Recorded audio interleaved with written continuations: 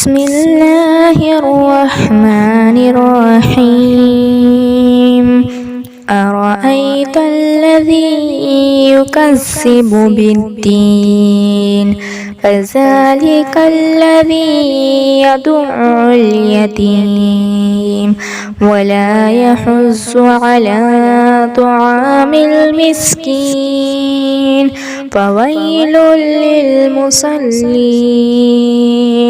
الذين هم عن صلاتهم ساهون الذين هم يراءون ويمنعون الماء